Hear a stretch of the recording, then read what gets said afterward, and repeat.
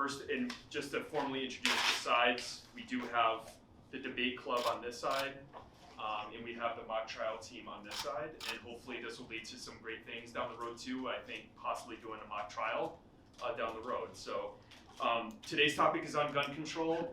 Unfortunately, it's a topic that has been discussed a lot in this country. It's a very uniquely American phenomenon of these awful incidents that are happening. So I think when I was surveying the students, at least in my club, and I think with Mr. Jones in his club, it's something that students had an interest in discussing because it's a very important topic.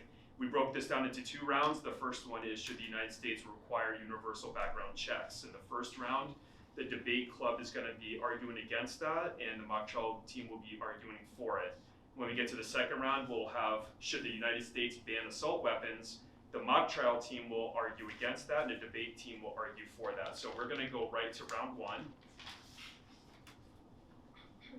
And in round 1, we're going to have 3 minutes where the Prime Minister Constructive, this is the 4 argument from the mock trial team, will provide an interpretation of their resolution and lay out their case. And please tell me when you're ready.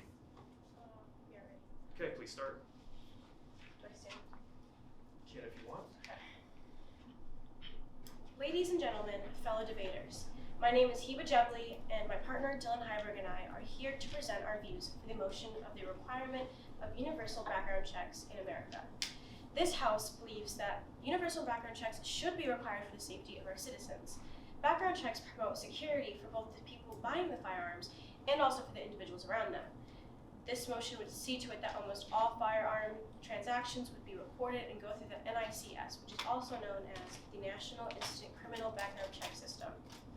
We have all heard of many situations where innocent lives have been lost due to a mentally ill individual obtaining a gun and utilizing it for the wrong reasons, whether it be in a school setting, in a workplace, in a store. It can happen anywhere and everywhere. After hearing about the numerous tragedies that repeatedly occur, people tend to ask, who in the world allowed someone to have a gun? An influx in background checks will be able to underscore any individuals who have a sense of mental instability or criminal backgrounds, both major and minor. Of course, only the ones with major risks would be denied access to firearms. This action would significantly decrease the likelihood of any unnecessary deaths around the country. Although some criminals steal guns rather than buy them, it is ignorant to only focus on that fact, while there are also a large number of people who actually buy the guns. A public sale is when the buyer goes to a licensed gun dealer and buys the gun with a required background check, whereas a private sale is when a transaction occurs between 2 separate private parties, in which the seller does not have a license to sell. In this scenario, a background check is not required, which increases the danger of people with concerning criminal backgrounds or subjugating mental illnesses having guns and being able to use them in unsafe manners. When it comes to innocent lives being lost, a majority of people, if not all, agree that extra precautions that diminish the possibility of families losing their loved ones are necessary. Nothing can equate to a human life, so anything that can be done to protect and save as many people as possible should be enforced with no questions asked. Thank you.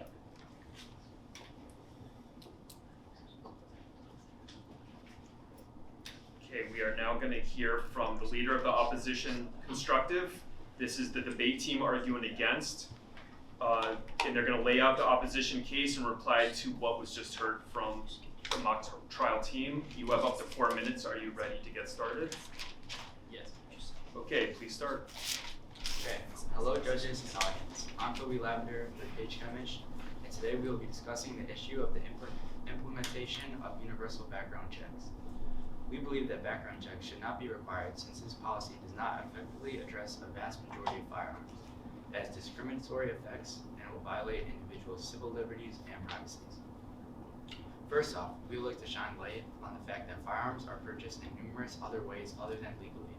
For instance, according to the 2012 study by Journal Injury Prevention, an astounding 80% of firearms are obtained through unlicensed dealings, or in other ways such as theft, family members, or underground markets. There are many other ways to acquire firearms, so even if this law is enacted, it would not put an end to the main source of distribution of firearms being used for criminal purposes. To add on, a 2016 study done by Bureau of Justice Statistics found that of the prisoners who possessed a gun during their offense, only 10% obtained a gun through a retail source. Almost half, specifically 43.2%, obtained one off the street or through an underground market.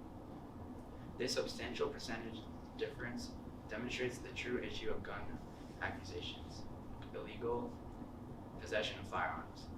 The government should be solving this major issue rather than worried on background checks that do not impact the majority of firearms bought. Additionally, these background checks aren't just free. Background checks at an effective cost of around $60 to $200 to transfer a firearm. This also added on to the cost of gun permits needed to be bought and renewed every 5 years prevents poor people, specifically minorities, who live in high crime urban areas, and therefore they have no way to protect themselves if they can't purchase a firearm in the first place. Also, background checks are also an invasion of an individual's privacy, since government bases gain access to people's information, including name, address, mental health history, and criminal records. The American Civil Liberty Union is worried that proposed legislation will create a worry that people are going to see search of databases and expansion proposed that wasn't intended when the information was collected. So now they might be able to be judged on non-major offenses, and that's why they'd be able to not obtain a gun. And some things are meant to be kept private, and a lot of people don't want their information out to strangers or the public, or someone could be posing as a licensed dealer, but they might not be.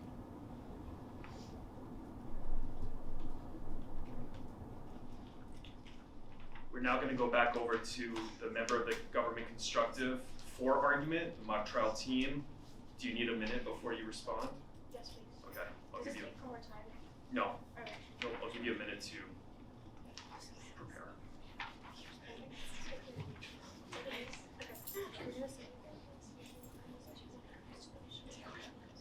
Judges need any clarification or anything repeated? Good?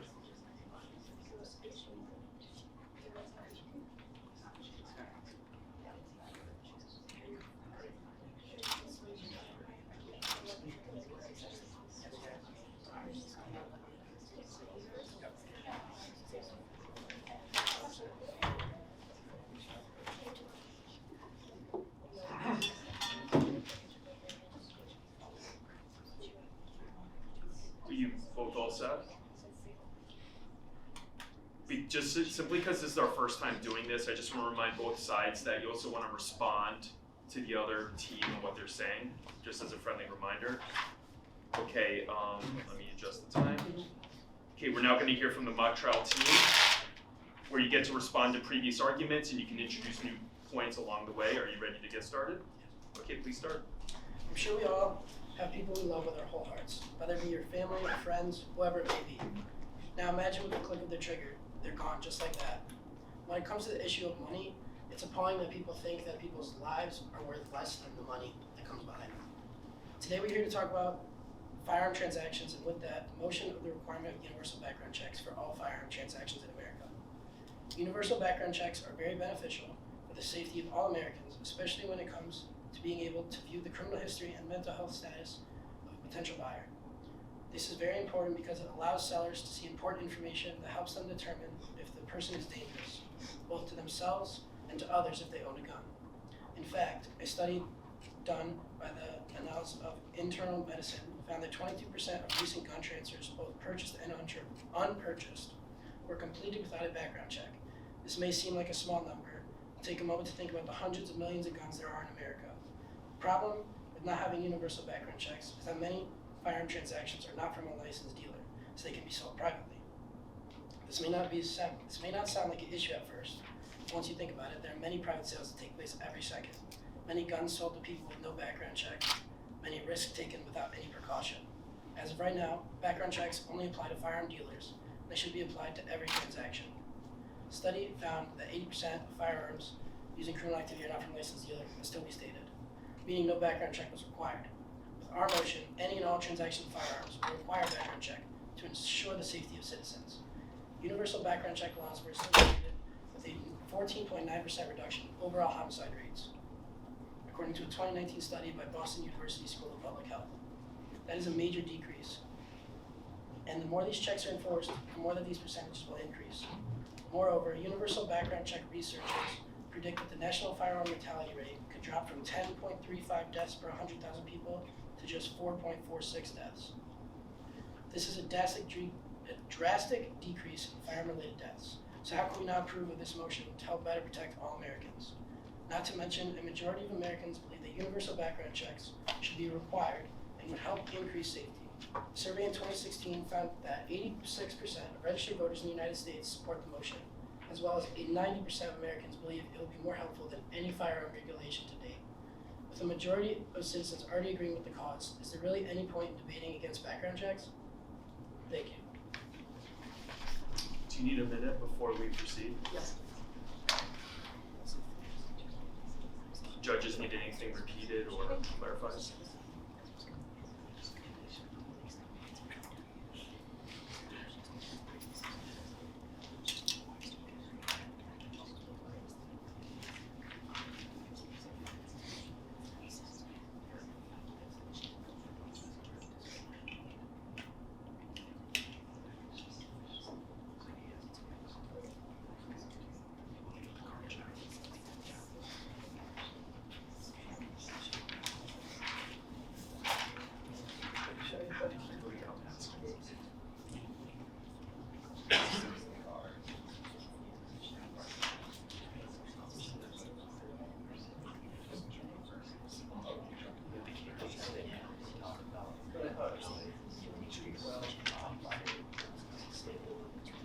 In 10 seconds left.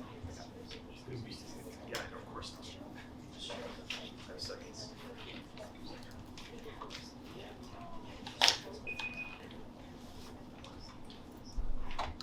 Debate team ready? Okay, so we are now going back to the debate team, the member of the opposition constructive, the argument against. You have 4 minutes to respond to any previous arguments made by the other team, and you can also introduce new points along the way as well, and you can start now. So one thing that Dylan Heiberg mentioned was the citizen awareness about gun safety and background checks and how there was a high support. And there was a 2016 survey done that there's evidence that Americans incorrectly think that universal background checks are required by the federal law.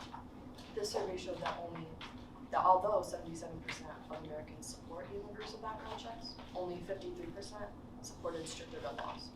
This difference was shown to be attributable to the poor awareness of the limitations of existing laws. If Americans don't understand the details of these background checks and its relation to gun safety, their opinions are therefore uneducated and aren't valid in determining if this should be enacted or not. Also, Dylan Heiberg mentioned the money situation and how money isn't worth lives. However, the added $60 to $200 added for these background checks disproportionately affects minorities, since the minorities are the one who, especially in urban areas, they're at high risk of danger. And to have this guns in their house, it can help protect them from this danger. But this added money, this could prevent them from buying them in the first place. So money, therefore, is a factor. Also, one obvious advantage of background checks is the decrease in homicides or other crimes that after the laws were enacted. For instance, a 2015 study published by the American Journal of Public Health saw a 40% decline in gun homicides and 50% drop in suicide rates in the first 10 years after background checks were implemented. However, does this study truly show causation or rather correlation? Actually, a different study done in 2014 by the Journal of Urban Health also saw a similar finding. However, there was a 23% increase in firearm rate homicides once a permit to purchase law was repealed. Although this might look like it supports the other side, the journal actually mentioned that the study controlled for other variables that could affect results, as changes in unemployment rates, poverty, incarceration, burglary, law enforcement officers per capita, and other factors as well. If all of these factors can play a part in decreasing numbers, how accurate is this information truly? Also, 40% can mean many different things depending on the starting and ending numbers.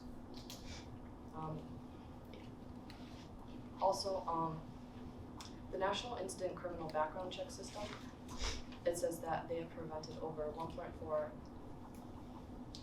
felons and prohibited other people from purchasing firearms. But just because this purchasing is prevented, this doesn't make the crime and occurring doesn't mean it's done with different weapons or from guns not purchased legally, which shows that although it's preventing guns from being purchased, crimes can be done with many other weapons as well.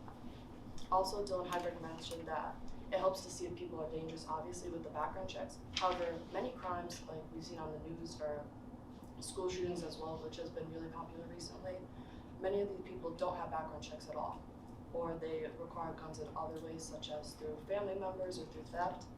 And as we mentioned before, 80% of guns are actually purchased illegally rather than going through legally. So it shows that how many crimes could this actually prevent if many guns are not going through the legal system and rather through other ways, or if they don't have a criminal history at all. Thank you. Would you like a minute before you respond? There is. I didn't know if you needed a minute to talk before you deliver that. Sure, we'll take it. Okay.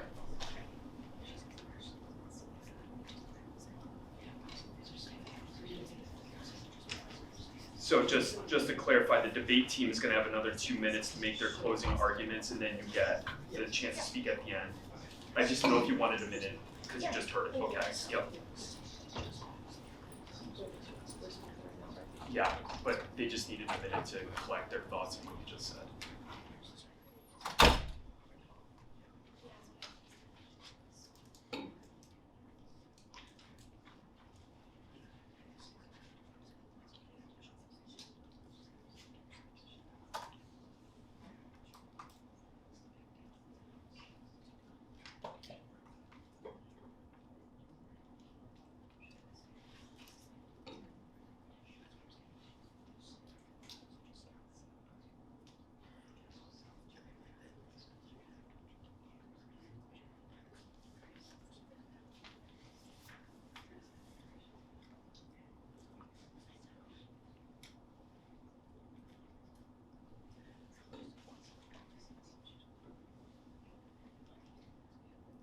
There's 5 seconds left.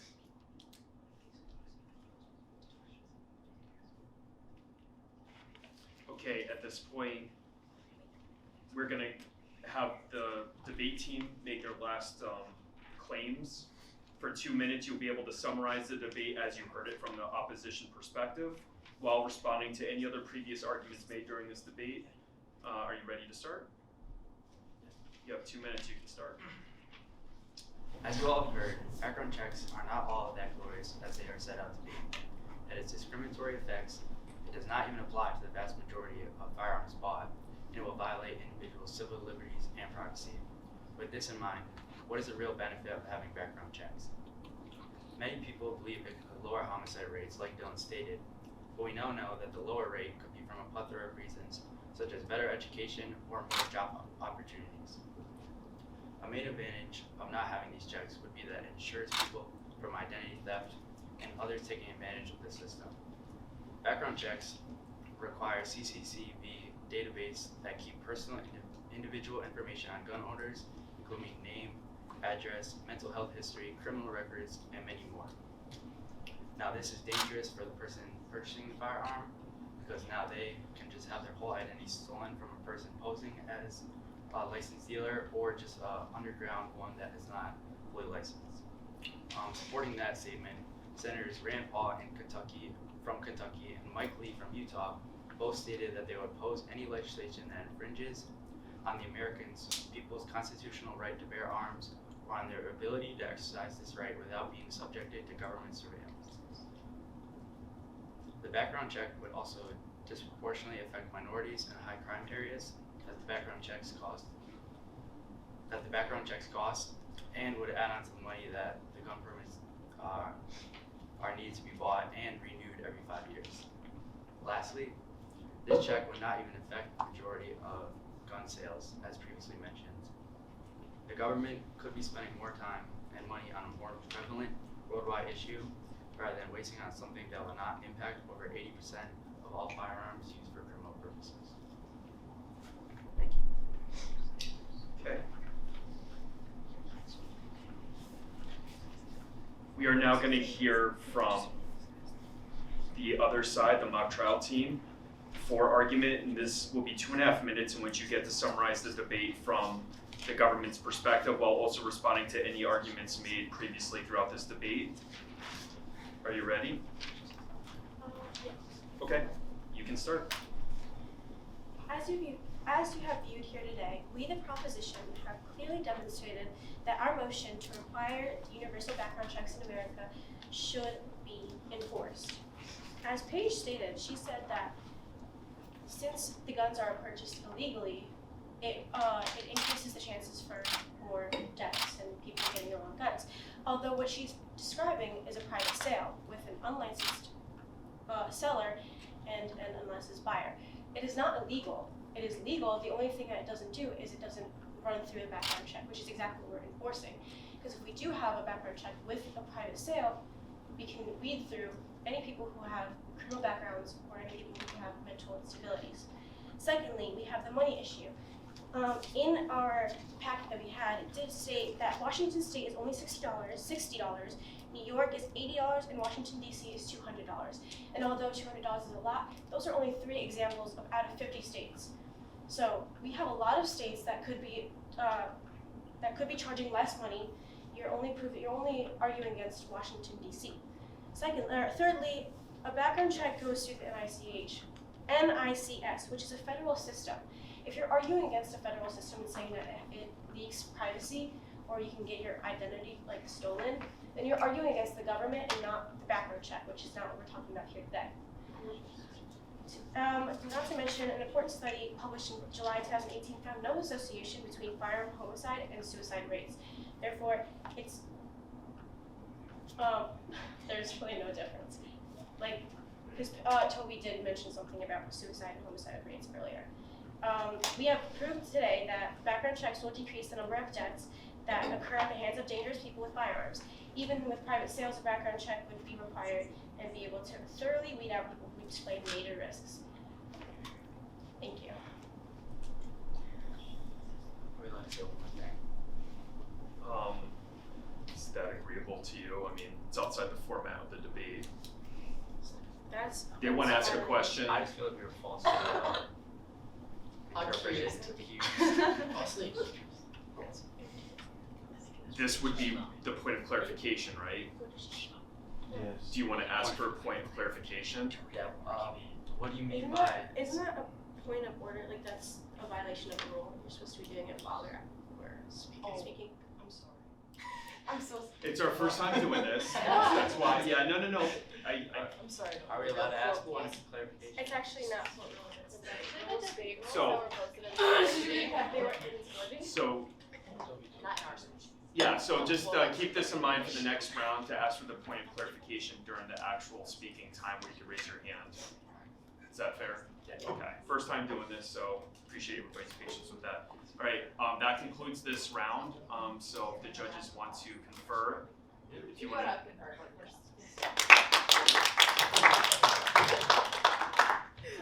I think we're ready to hear the results of the first round. I don't know how you want to share out. There's a spokesperson or if you each want to speak, so, okay. However you want to do it. We spent, I'll start with excellent, it was just really nice to see a well-researched, well-organized debate. You listened to each other on both sides while you were debating, and it was a very tight race, and we looked at a lot of, we tried to break it all down and just overall really great debate on both sides. But we did have to come to, which was very tough. Alright, so we did end up giving it over to the team from mock trial for that one by a, it was very tight. It was a very tight race, so both sides should be very proud of the work that they did, and hopefully when we do this again next time, you guys can face off again. Just out of curiosity, what did it come down to if it was that close? I'll speak to it a little bit. Yeah. I think it was clear that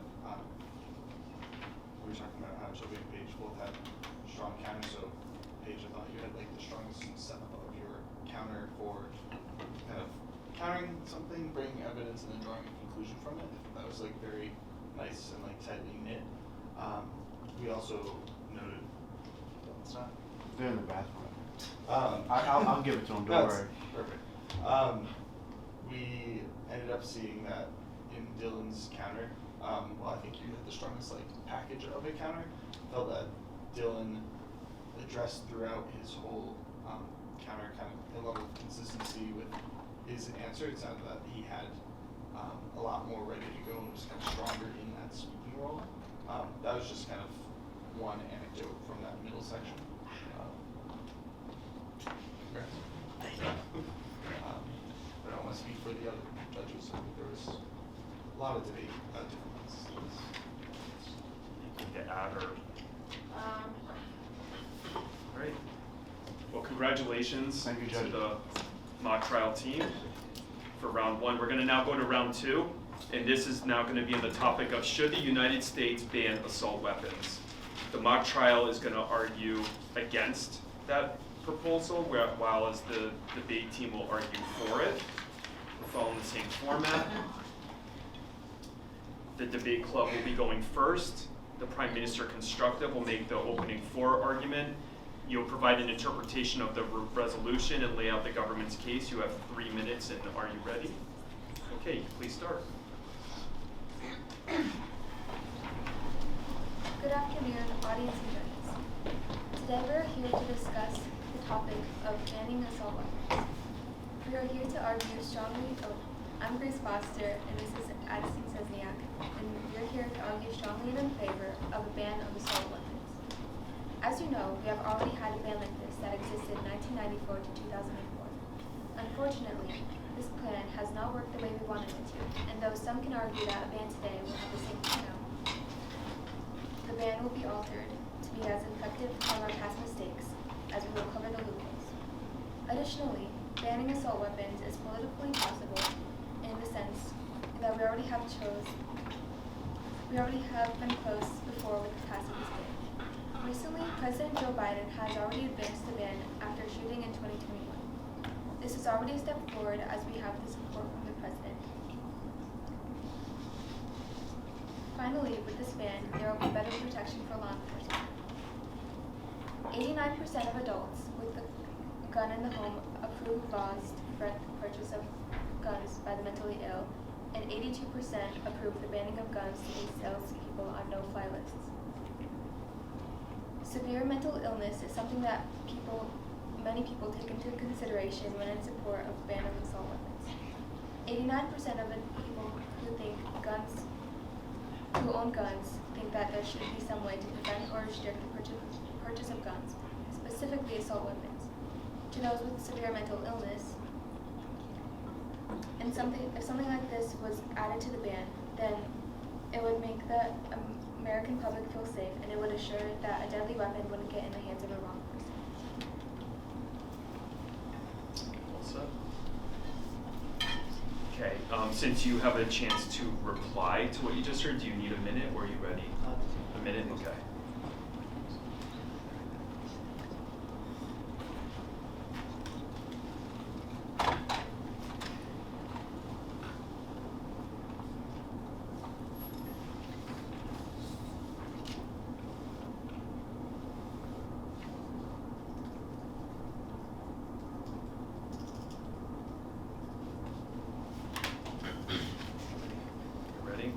Yep. Let me just reset the timer. All right, so now we'll hear from the leader of the opposition constructive, the against argument. They'll have 4 minutes to lay out the opposition's case and reply to what they just heard from the government. You will have 4 minutes to do so, and are you ready? You can start now. Good afternoon, respected judges, the opposing side, and audience. I am Elijah Santos, and this is my partner Giovanna Celes, and we both negate the ban, and the House negates the ban, and we will show you why there shouldn't be. But first, let's take a step back. The 10-year ban was passed by the U.S. Congress on August 25th, 1994, and was signed into law by President Clinton September 13th that same year. This ban applied to only weapons manufactured beyond the date of enactment.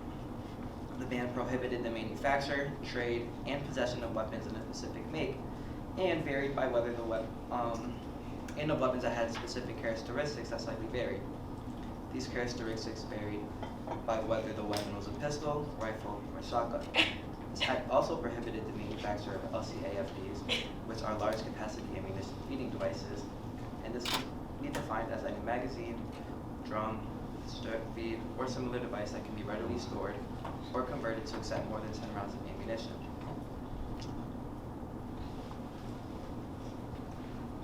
This act wasn't applied to military government and law enforcement, nor was this act applied to the mentally deranged and weary brains of retired law enforcement officers. However, it was applied to all licensed gun owners. Josh Delore, room 2111. Josh Delore, room 2111.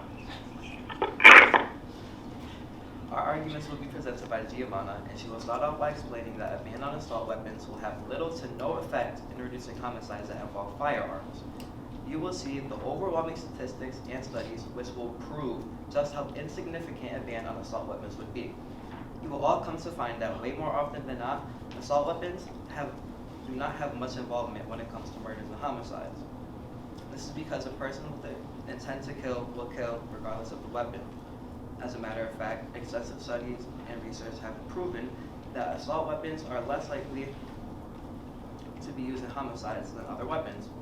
This all goes to show how extreme a ban will be. A ban will also be inconsiderate to not only those who just have a profound interest in guns, but also those who use them for recreational use, such as hunting. We will also propose a solution to ensure safer access to assault weapons. We cannot agree more that mental health is such an issue when it comes to when people have obtained assault weapons. Therefore, we're going to introduce our solution, and this is to increase background checks that to check if anyone with any mental impairments will wrongfully have a weapon of such capacity. This doesn't mean that this will end the issue as a whole. However, it will offer the best solution as of right now. Do you need a minute before you respond?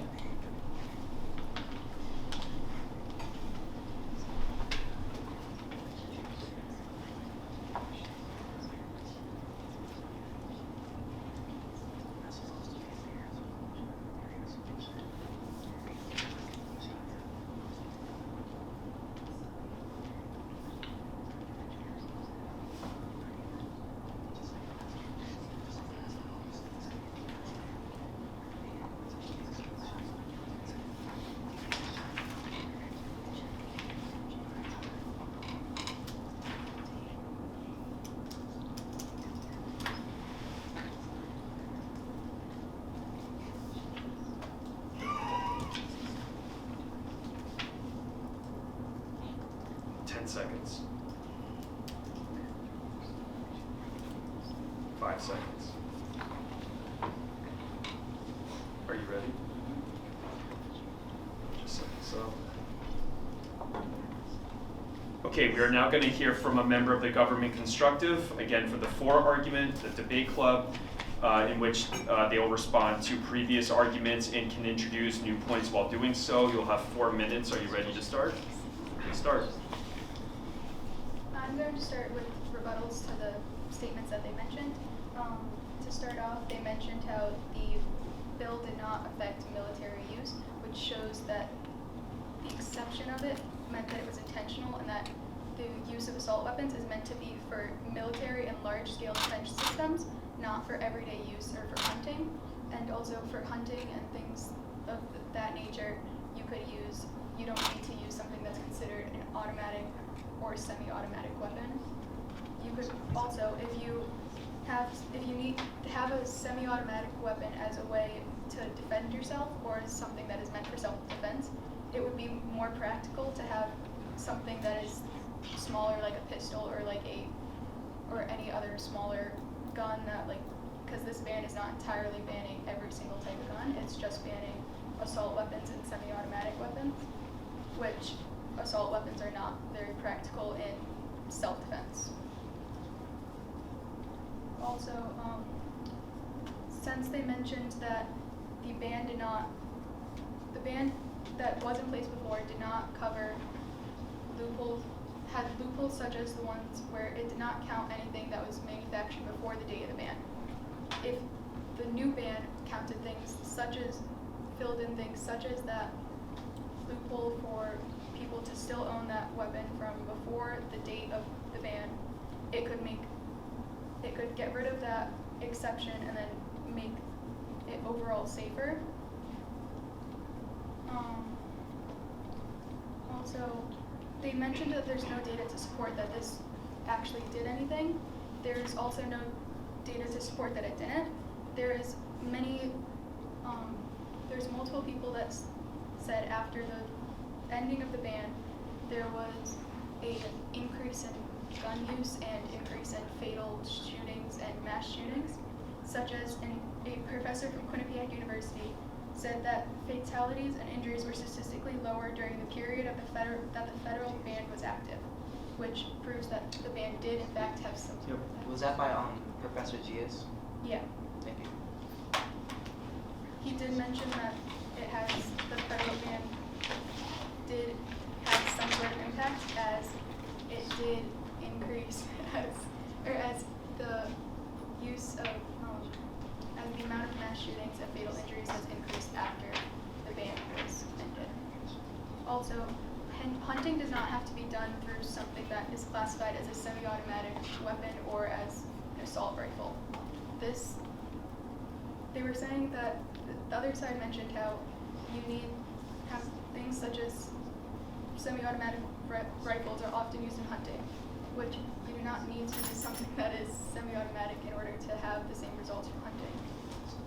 So you'd rather us use full-on automatic weapons rather than semi-automatic? I'm saying no semi-automatic or full automatic. So there's no guns as a whole? No, because that's not full. I'm saying you don't need to use the weapons that are restricted under this ban in hunting, because it doesn't cover every single hunting weapon. So. You all set? Okay. Do you need a minute before? Yes.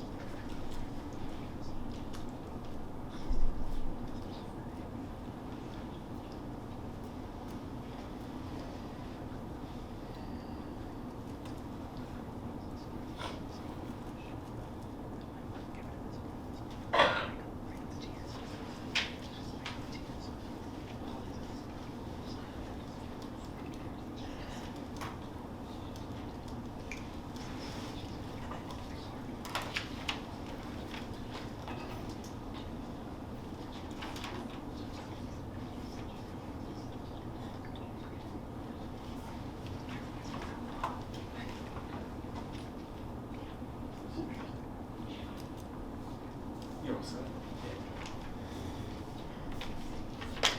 We are now going to go back to the mock trial, the member of opposition constructive, the against argument, in which they'll respond to the previous arguments just made. They can also introduce new points as well. While doing so, they have 4 minutes. Are you ready to start? Okay, please start. I'm sorry, I don't know your name, but you had mentioned that the GS study, and I just wanted to make it clear that in that study there was no other group to compare it to, therefore making it invalid in some ways. And as stated previously before, a ban of assault weapons will have little to no effect in reducing homicides that involve firearms. Banning assault weapons is an extreme measure that does not need to be taken to try and lower the amount of homicides that are committed. The NRA spokesman, Bill McClure, said that the assault weapons are only used in 1% of all crimes, proving that the weapons themselves are not the issue. The issue is allowing people to buy assault weapons without training them to use them responsibly. Rather than banning all assault weapons as a whole, we should introduce steps to be able to allow certain people to own and use these weapons, as well as increase background checks, thus making the system safer. Assault weapon recipients will have to go through a series of extensive background checks that will allow certain medical records to be included in ensuring a person is not dealing with any mental impairments that will affect them while owning an assault weapon. Also, the recreational use of it as hunting, we can also allow for that. This will also make sure that people in the right state of mind are able to handle and use these assault weapons properly with its intended use, recreational or for other uses. There will also be steps that need to be taken in order to obtain an assault weapon, as the background checks, and that citizens that want to own an assault weapon must first go and take classes to be able to prove that they understand the basic skills in handling an assault weapon. After these classes are taken, the citizen must then must take a test to prove that they know how to properly handle an assault weapon and that they will use it responsibly. Once they pass this test, they will finally be qualified for an assault weapon license. When they have the license, they will only be able to purchase one weapon for an extended period of time, showing that they are responsible enough to own other weapons. Taking these necessary steps will ensure that we are giving assault weapons to people that are in the right state of mind and have the right skills for these weapons. Society blames weapons for causing deaths, however, it's actually who we allow to have those weapons and allowing them to be used incorrectly and irresponsibly. Just ask a point of clarification there. The 3 steps that you just described about background checks, classes, and then the license and then delayed purchasing, is that something that is currently enacted or something that you would add to like new legislation that would need to be passed? Something that we should add as opposed to just banning all of them as a whole. Thank you. We are going to have the mock trial team, the leader of the opposition, Rebuttal, have another say for the last 2 minutes. But before we do so, do you need a minute just to record or discuss what was just said, or are you ready to proceed? I think we're good. You're good? Okay. So at this point, we're going to have the leader of the opposition rebuttal, the against argument, the mock trial team, summarize the debate from the opposition perspective while also responding to previous arguments. You're going to have 2 minutes to do so. Are you ready?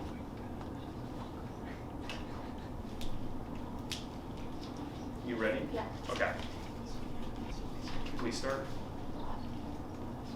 So I can repeat what you just said, please. Yeah, so this will be your last chance to speak during the debate. This is the, Like the final conclusion? yes, Okay. I thought, sorry. can't believe it or not, we're there already. I went by. 1 minute, please. Or like 30 seconds? Yeah. Tell me when you're ready to start.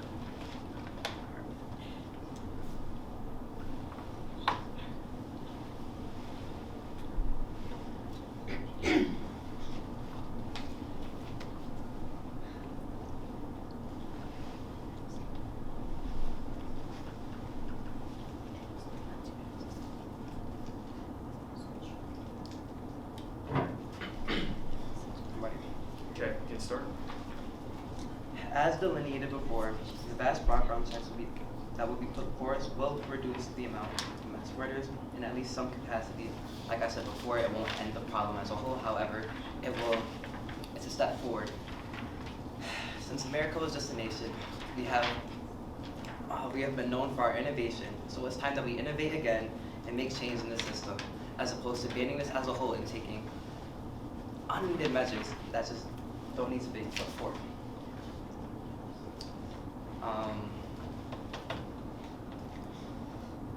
The opposition has stated that there is no need for assault weapons as they are over the top. However, I beg to differ, as it simply isn't true. As you all may know, over 13 million civilians in Ukraine have been displaced. If for some reason the United States were to get invaded under any circumstance, or at least undergo anything similar to such, we should at least be able to defend ourselves. I'm not saying every citizen should just have a weapon of such capacity just in case. However, the solution ensures a more safe way than every licensed gun owner protecting himself with just a handgun or a shotgun. Also, given the courses that we propose and the high level of expectation there is to obtain an assault weapon, we will ensure that not just anyone can have a gun to defend themselves.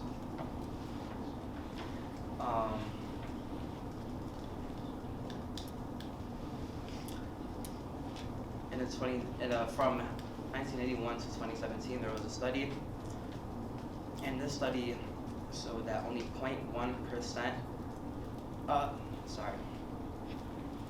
you may have heard, from the years 1981 to 2017, there was a study that found that mass shootings were 70% less likely to happen during the ban. However, the same same study shows that only 0.1% reduced total firearm homicides and fatalities. Furthermore, the Rand Corporation reviews almost. Do you need a minute before you have your last?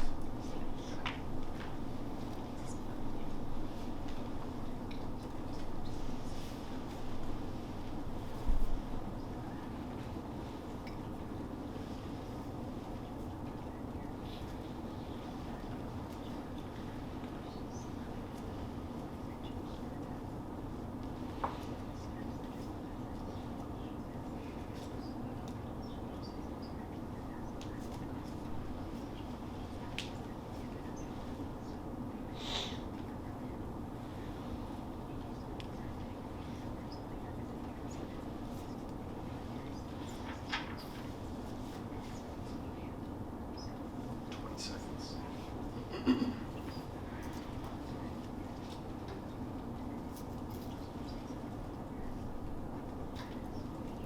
10 seconds. Okay, just reset. Excuse me, at this time, we'll now have the Prime Minister rebuttal, the argument from the debate club, summarize the debate from the government's perspective, while also responding to any previous arguments made throughout the debate. You'll have 2.5 minutes. Are you ready to start? Okay, please start.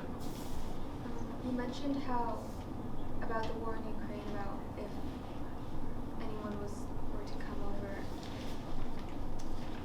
attack the United States, the ban wouldn't be a full ban because the military is still allowed to have these weapons.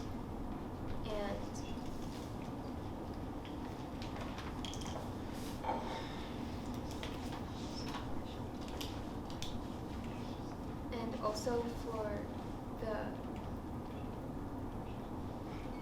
you said how introducing steps would help it, like classes and a background check and all of that, but it would cost more money, and because of that, it would likely not get passed by the government, because a ban is more likely to be passed than spending. Also, as said before, we will remove all assault weapons, and so a ban is more reasonable because it would be less money, and also it would just be safe, as we said.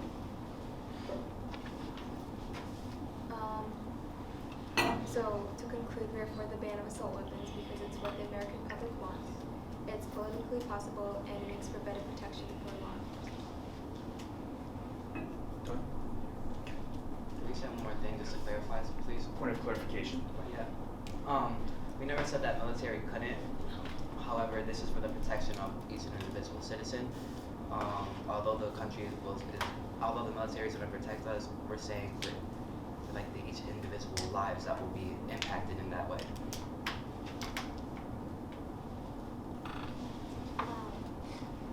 In the case that, in a situation where we would go to war, it's not that, it would be unreasonable for people to have their own weapons because it's not like people, like other armies would come into each individual and attack them. It would just be the military that. Also, like as I stated previously, I'm not saying every citizen should have a weapon of such capacity, just in case that were to happen. However, our solution offers a more safer and just better way, as opposed to banning all of them as a whole and having each citizen protect themselves with just a simple pistol.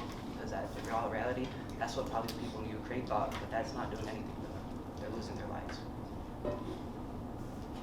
Compared to the geographic situation of Ukraine and the United States, it is unlikely that we will ever have a situation that is comparable to Ukraine because of the few countries that actually border the United States compared to Ukraine, where it's the neighboring country and it is a country that is 3 times the size, if not more. It's realistically not a fully comparable situation. So I think this concludes. I think there was a little additional commentary at the end. That's okay. It's our first time doing this. This concludes the debate. First of all, I want to thank the judges for taking the time to be here. Thank you so much for doing that. I want to thank the audience. The audience is fantastic, and I want to thank all the participants. I think everybody did a great job. I was literally saying the joke in the hallway or in the classroom. I was like, "Oh, you're gonna get destroyed today. You're gonna lose." I'm like, "I'm gonna win no matter what happens today," because I think we all won just by being here and being part of this. I definitely learned a lot, even just up here doing this. I was making notes to myself. I would love to do something like this again, but I really want to congratulate and thank everybody for being here today. I thought this was awesome. So we now will put all the pressure on the judges to confer and tell us what you thought from this round. And we'll be done. Let's hear the results from round 2. I hope you know you're gonna lose one.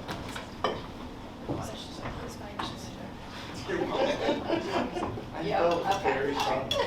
You're strong. All right. And close. Again, really nice job on both sides. We'll start with some like shout outs first, and then we'll kind of talk about how it went. In the opening round, while both teams had a good overview of what their main points were going to be, would have liked to have seen more data from both sides, but the opening with the historical context was very helpful just for a sense of what that ban in the 1994 to 2004 did. So a big appreciation of the historical context there. And then moving into the rebuttals, there were some strong rebuttals on both sides. Do you want to mention one of them? Rebuttal. Oh, yeah, about it. I thought it was very clear how it applied, the ban would not apply to the military and the government, and it stayed very consistent throughout the debate. And then we did look at in round 2 the like overview of like, did you do this? Yeah, round 2 rebuttal. Yes, I'm forgetting exactly which one it was. I had a couple of notes on those. When the mock trial team talked about how the assault weapons study, that only 1% of crimes were committed by them, and then that looped back into, we didn't even talk about this, how it looped back into background checks. So that was like a creative way to like link almost the two separate debates. So that was a nice example of countering by bringing evidence and then making a point. So that was well said. That's not what we talked about. It's overarchingly.